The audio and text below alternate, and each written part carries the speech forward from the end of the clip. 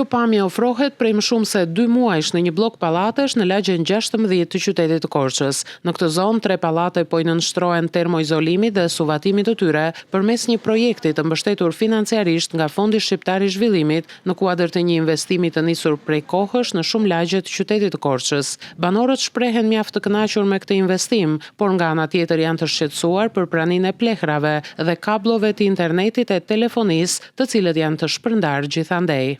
Shumë bukur po i bëjnë. Edhe të mira me cilësi të mirë.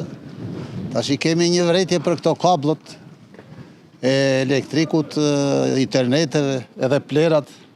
Ti eqin se na blokuan fare me këto. Po punimet vlen shumë, po zgjatin jashtëmase. Kablet i kemi në përkokë, veti kemi ngritur me teli kemi lidhur, plerat i kemi brenda, shtëpit i kemi tera ngritur se qesh jashtë na ju në gjitha brenda. Mirë që u ben me ferizol, dakord shumë bukur duken, ju lumë të dora, po tash i këto plera dhe kaskela 2 muaj e ngritur dhe prit të ashu. Të jenë më të shpejtë, nuk themi s'kemi në një ankesë për punimet për këto, ama për plera, për papastërti jemi der në gryk, si në Afganistan. Sipas banorëve, duhet të ndërhyet sa më parë për normalizimin e situatës, pasi në këto kushte jetesa është bërë e vështirë edhe për shkak të pranisë së pluhurit, plehrave dhe kablove, të cilat askush nuk po ndërhyn për t'i pastruar e rregulluar.